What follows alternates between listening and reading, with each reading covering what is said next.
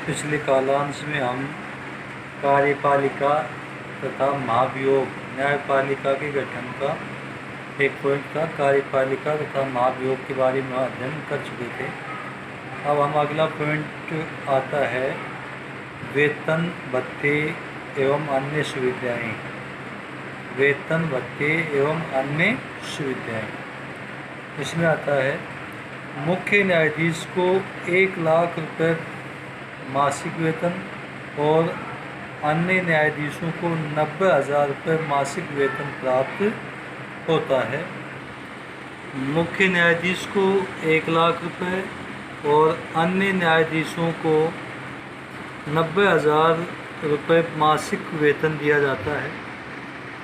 आगे न्यायाधीशों के लिए पेंशन व सेवानिवृत्ति पेंशन की व्यवस्था की गई है। जो न्यायाधीश होते हैं उनके कार्यकाल समाप्त हो जाता है तो उसके बाद में पेंशन और सेवानिवृत्ति पेंशन की व्यवस्था की गई है कि उनको कार्यकाल समाप्त होने के बाद पेंशन दी जाएगी और सेवा से निवृत्त होने के बाद में जो पेंशन दी जाती है जिसे ग्रेच्युइटी कहा जाता है वो दी जाती है। अब नई बुक आएंगी उसमें इनकी जो मासिक वेतन है वो थोड़ा छठा वेतन लागू हुआ है, उसमें इनकी मासिक वेतन में वृद्धि हुई है। लेकिन जो आपका पुराना जो सिलेबस है उसमें यही दिया हुआ है, तो आप पहले बस यही ध्यान रखो कि मुख्य न्यायाधीश को 1 लाख रुपये और अन्य न्यायाधीशों को 90,000 रुपये दी जाती है। अगला पॉइंट आता है उन्मुक्तियाँ। अगला क्या आता है? उन्मुक्तियाँ।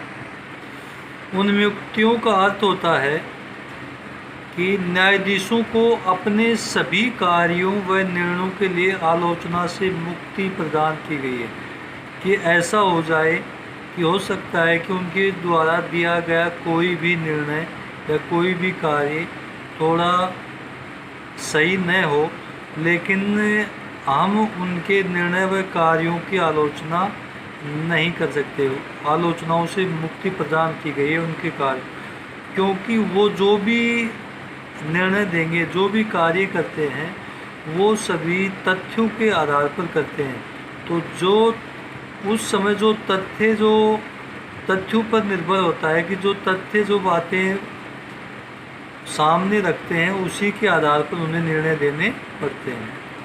अगला आता है न्यायालय का मुख्य स्थान।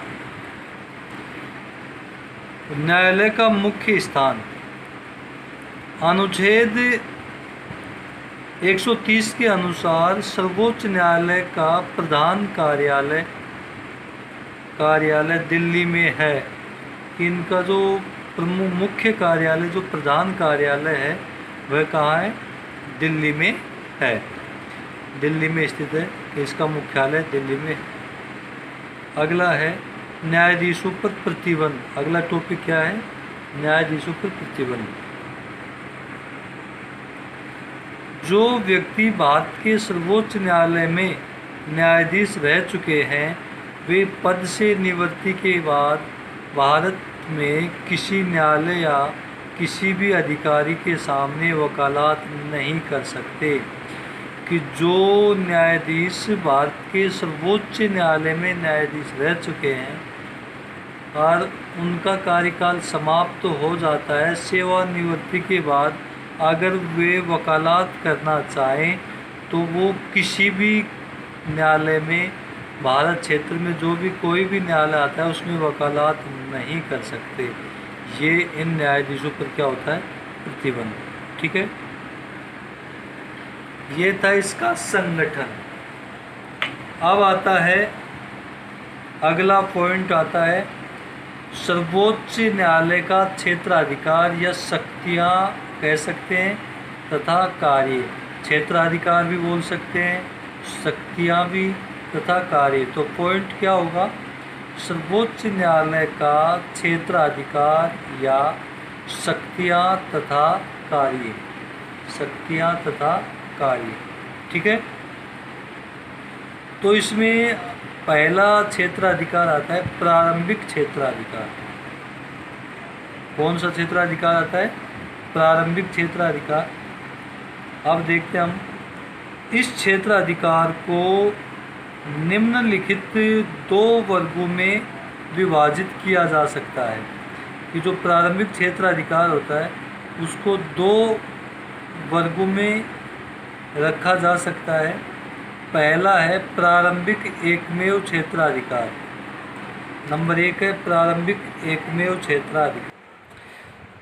प्रारंभिक एकमेव क्षेत्राधिकार में आता है इस अधिकार क्षेत्र में वे विचार आते हैं जिनकी सुनवाई केवल भारत के सर्वोच्च न्यायालय द्वारा ही की जा सकती है। इसके अंतर्गत निम्न विषय आते हैं कि प्रारंभिक एकमेव क्षेत्राधिकार, नाम से ही पता चल रहा है कि केवल उसी न्यायालय का क्षेत्र, एकमेव केवल वही न्यायालय इन अधिकारों का प्रयोग कर सकता है, वो आता है एकमेव क्षेत्राधिकार में। कि इस अधिकार क्षेत्र में वे विवाद आते हैं, विचार न होकर क्या है? विवाद। ये क्या है? विवाद है। कि इस अधिकार क्षेत्र में वे विवाद आते हैं जिनकी सुनवाई केवल भारत के सर्वोच्च न्यायालय द्वारा ही की जा सकती है। तो इसमें कौन कौन से विषय आते हैं? नंबर 1, भारत सरकार तथा एक या एक से अधिक राज्यों के बीच विवाद। कि भारत सरकार और राज्यों के बीच जो विवाद हो जाता है उनकी सुनवाई केवल कहाँ हो सकती है? सर्वोच्च न्यायालय में। वो किस में आता है? प्रारंभिक एकमेव क्षेत्राधिकार में आते हैं। दूसरा है भारत सरकार कोमा संघ का कोई राज्य या राज्यों तथा एक या अधिक राज्यों के बीच विवाद हो जाए। कि भारत सरकार और संघ शासित क्षेत्र होते हैं ना, जैसे दिल्ली, पुडुचेरी, अंडमान निकोबार, जिसे हम केंद्र शासित प्रदेश बोलते हैं, उनका कोई राज्य हो या फिर एक राज्य से अधिक राज्य हो, संघ शासित राज्य, उनके बीच कोई विवाद हो जाए, भारत सरकार और शासित राज्यों के बीच कोई विवाद हो जाए, या एक या अधिक राज्यों के बीच कोई विवाद, कि जो राज्यों से राज्यों के विवाद हो जाते हैं तो उनका सुनवाई किस में होती है? केवल सर्वोच्च न्यायालय में। तो वो भी किस में आते हैं? प्रारंभिक एकमेव क्षेत्राधिकार में। दो या दो से अधिक राज्यों के बीच संवैधानिक विषय के संबंध में उत्पन्न कोई विवाद। कि दो या दो से अधिक राज्यों के बीच में कोई ऐसा विषय हो, संविधान में वर्णित कोई ऐसा विषय हो जिससे कोई विवाद उत्पन्न हो जाए, तब केवल सुनवाई कौन कर सकता है? सर्वोच्च न्यायालय। तो वो आते हैं प्रारंभिक एकमेव क्षेत्राधिकार के अंतर्गत आते हैं। प्रारंभिक क्षेत्राधिकार में पहला तो वो आपका प्रारंभिक एकमेव क्षेत्राधिकार। दूसरा आता है प्रारंभिक समवर्ती क्षेत्राधिकार। इसमें क्या आते हैं? मौलिक अधिकारों को लागू करने के संबंध में, मौलिक अधिकारों को लागू करने के संबंध में सर्वोच्च न्यायालय के साथ साथ उच्च न्यायालय को भी अधिकार प्रदान किया जाता है। कि समवर्ती क्षेत्र अधिकार में क्या आता है? समवर्ती का मतलब होता है कि जिस न्यायालय के में सुनवाई हो रही है उस न्यायालय के साथ साथ दूसरे न्यायालय में भी उसकी सुनवाई की जा सकती है। ये अधिकार होता है समवर्ती क्षेत्राधिकार। तो जो मौलिक अधिकार जो लागू करने के संबंध में अगर किसी मौलिक अधिकार का हनन होता है तो हम सर्वोच्च न्यायालय में जा सकते हैं, लेकिन उस अधिकार की सुनवाई सर्वोच्च न्यायालय के साथ साथ हम उच्च न्यायालय में भी उसकी सुनवाई कर सकते हैं, या उनकी सुनवाई उच्च न्यायालय भी कर सकता है। तो इसलिए ये सर्वोच्च न्यायालय के साथ साथ उच्च न्यायालय के पास भी ये अधिकार होते हैं, इसलिए हम बोलते हैं प्रारंभिक समवर्ती क्षेत्राधिकार। अधिकार। ठीक है, उसके बाद आता है अपीलीय क्षेत्राधिकार। नंबर 2 कौन सा आता है? अपीलीय क्षेत्राधिकार। सर्वोच्च न्यायालय भारत का अंतिम अपीलीय न्यायालय होता है। अपीलीय क्षेत्राधिकार का मतलब कि आप नीचे के न्यायालयों से, जिला स्तर के न्यायालयों से लेकर जिला स्तर के न्यायालयों की सुनवाई के विरुद्ध आप उच्च न्यायालय में जा सकते हो। उच्च न्यायालय की सुनवाई के विरुद्ध आप कहाँ जा सकते हो? सर्वोच्च न्यायालय में। तो ये जाने की प्रक्रिया क्या कहलाती है? अपीलीय अधिकार कहलाता है। एक न्यायालय से दूसरे न्यायालय में सुनवाई करने का जो अधिकार होता है वो अपीलीय न्यायालय कहलाता है, अपीलीय अधिकार कहलाता है। तो अब इसमें देखिए, सर्वोच्च न्यायालयों को समस्त राज्य के उच्च न्यायालयों के विरुद्ध अपील सुनने का अधिकार। तो सर्वोच्च न्यायालय होता है वो जितने भी राज्यों में उच्च न्यायालय होते हैं उनके द्वारा दिए गए निर्णय के विरुद्ध असहमत व्यक्ति अपनी अपील सर्वोच्च न्यायालय में कर सकता है। तो सभी राज्यों के द्वारा दिए गए निर्णयों के विरुद्ध अपील कौन सुनता है? सर्वोच्च न्यायालय। अपीलीय क्षेत्र अधिकार को 4 भागों में विभाजित किया जा सकता है। अपीलीय क्षेत्र अधिकार कितने भागों में विभाजित किया जा सकता है? 4 भागों में। नंबर 1 है संवैधानिक। नंबर 1 कौन सा है? संवैधानिक। तो इसमें देखिए, अनुच्छेद 132 के अनुसार, अनुच्छेद 132 के अनुसार उच्च न्यायालय यह प्रमाणित कर दे कि उच्च न्यायालय यह प्रमाणित कर दे कि विवाद में संविधान की व्याख्या से संबंधित कानून का प्रश्न निहित है। विवाद में संविधान की व्याख्या से संबंधित, संविधान की व्याख्या से संबंधित कानून का प्रश्न निहित है। तो सर्वोच्च न्यायालय, ये जो शॉर्ट में लिखे हैं उनको ध्यान में देना, तो सर्वोच्च न्यायालय में उस निर्णय की अपील की जा सकती है कि अनुच्छेद 132 में ये लिखा हुआ है कि अगर कोई सुनवाई उच्च न्यायालय के अंतर्गत जाती है और उच्च न्यायालय उसकी सुनवाई करते हुए, उस विवाद की सुनवाई करते हुए ये कह दे कि इस विवाद में संविधान में लिखी हुई बातों की व्याख्या से संबंधित कुछ प्रश्न निहित है, कुछ कि संविधान में,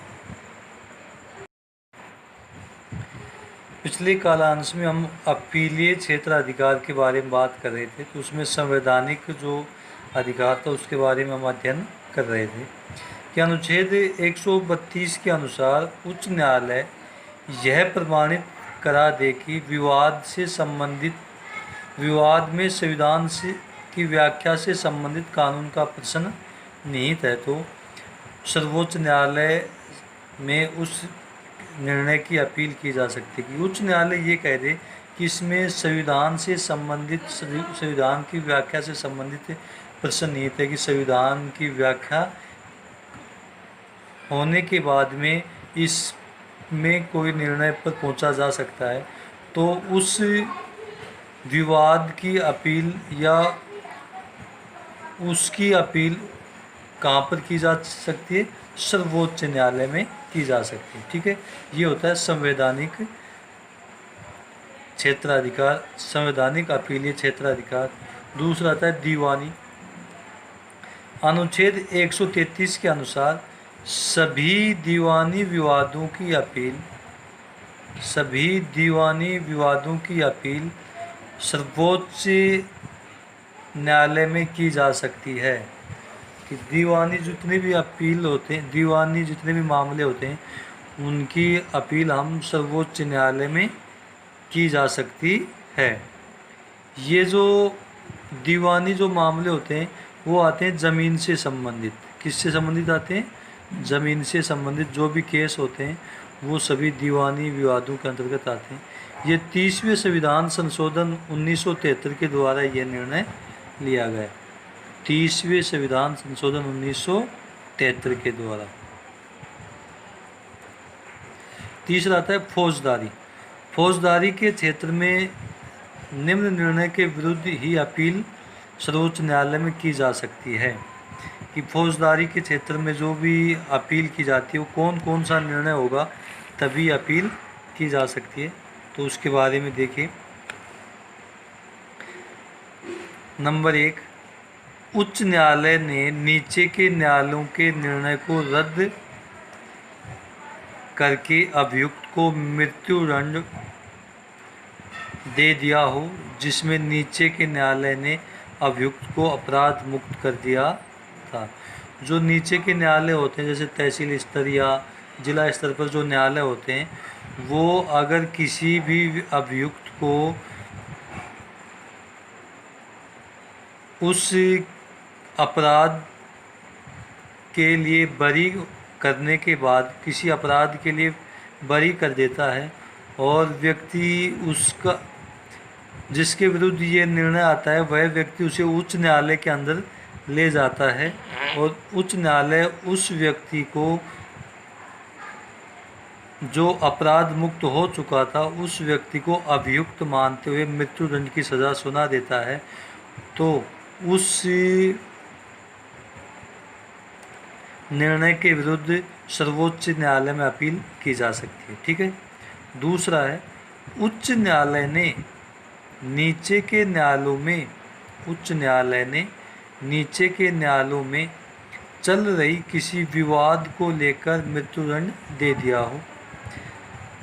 कि उच्च न्यायालय होता है वो नीचे के न्यायालयों में अगर कोई विवाद चल रहा था और उस विवाद की सुनवाई उच्च न्यायालय करता हुआ उस विवाद से संबंधित व्यक्ति को मृत्युदंड दे दिया जाता है तो भी वह सर्वोच्च न्यायालय में अपील कर सकता है।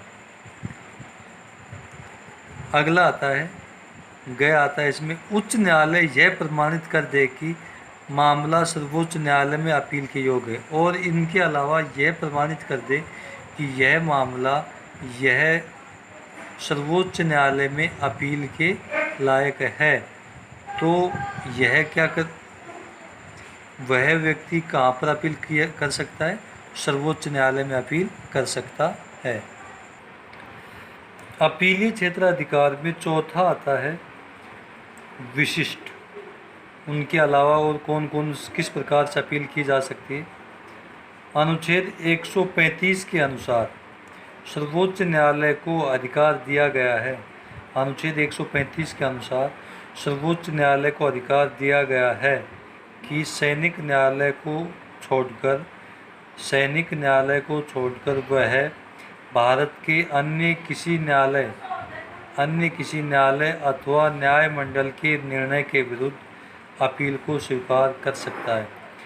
यह सर्वोच्च न्यायालय को अधिकार दिया गया है कि सैनिक न्यायालयों को छोड़कर जो सेना के अंतर्गत जो न्यायालय होते हैं उनके द्वारा दी गई सजाओं को छोड़कर भारत के किसी भी न्यायालय के द्वारा या न्याय मंडल के द्वारा जो निर्णय दिया जाता है उनके विरुद्ध में सर्वोच्च न्यायालय में अपील कर सकते हैं। ये थी 4 अपीलीय क्षेत्राधिकार। पहला संवैधानिक, दूसरा दीवानी, तीसरा फौजदारी, ठीक है, और चौथा है विशिष्ट। अब जो क्षेत्राधिकार के अंतर्गत आता है तीसरा अधिकार, वह आता है, वह क्या आता है? अपील के लिए विशेष आज्ञा देने का अधिकार। अपील के लिए विशेष आज्ञा देने का अधिकार कि सर्वोच्च न्यायालय किसी भी निर्णय के लिए वह सर्वोच्च न्यायालय में अपील करने के लिए अनुमति दे सकता है। यह अनुच्छेद 136 में लिखा हुआ है कि सर्वोच्च न्यायालय अपील की अनुमति दे सकता है। सर्वोच्च न्यायालय में कोई रिट जाहिर की जाए कि मेरे उच्च न्यायालय या अन्य न्यायालय के द्वारा मेरे को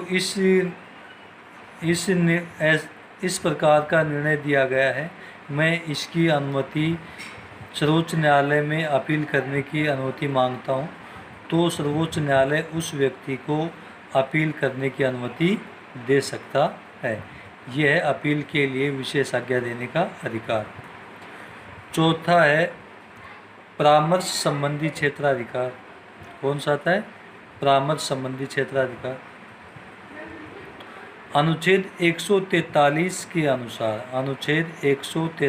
के अनुसार राष्ट्रपति सार्वजनिक महत्व के प्रश्न पर अनुच्छेद 143 के अनुसार राष्ट्रपति सार्वजनिक महत्व के प्रश्न पर विधिक रूप से सर्वोच्च न्यायालय का परामर्श मांग सकता है। सर्वोच्च न्यायालय का परामर्श मांग सकता है। न्यायालय के परामर्श को स्वीकार या अस्वीकार करना राष्ट्रपति के विवेक पर निर्भर है।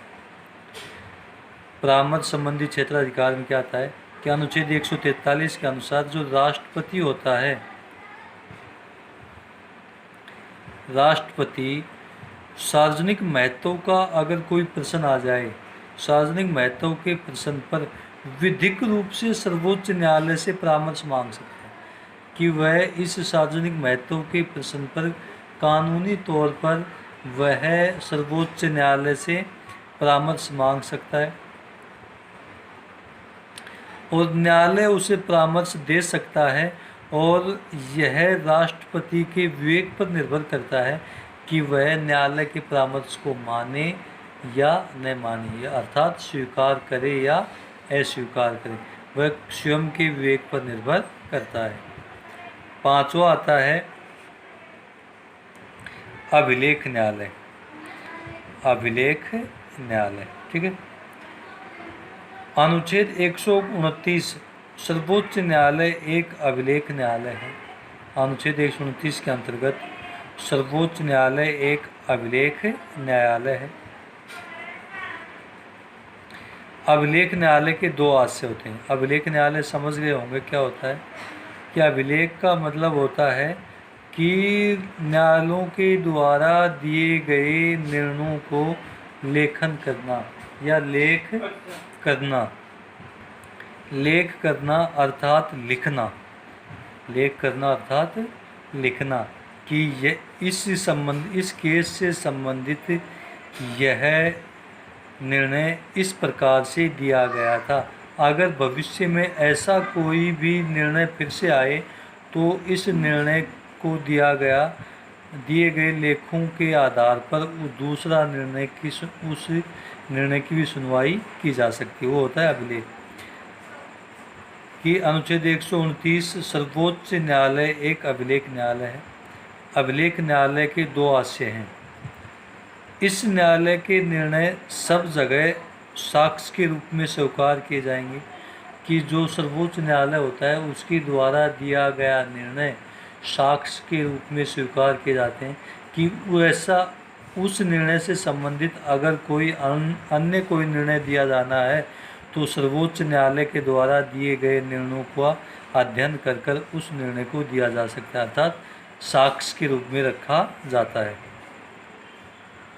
नंबर 2 है इस न्यायालय के द्वारा न्यायालय अवमानना के लिए किसी प्रकार का दंड दिया जा सकता है। अगर अभिलेख का मतलब ये होता है कि इसने जो भी, और अभिलेख में ये भी आता है कि इस न्यायालय के द्वारा जो भी सुनवाई की गई, किसी भी व्यक्ति को कोई आदेश दिया गया और वह आदेश नहीं मानता है तो वह न्यायालय की अवमानना का दोषी ठहराते हुए उस व्यक्ति को दंड दिया जा सकता है।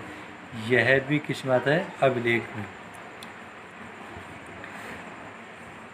छठा आता है मौलिक अधिकारों का रक्षक। मौलिक अधिकारों का रक्षक।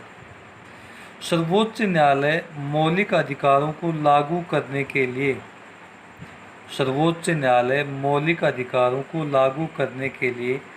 बंदी प्रत्यक्षीकरण, परमादेश, प्रतिषेध, अधिकार परीक्षा और उत्प्रेक्षण के लेख जारी करता है।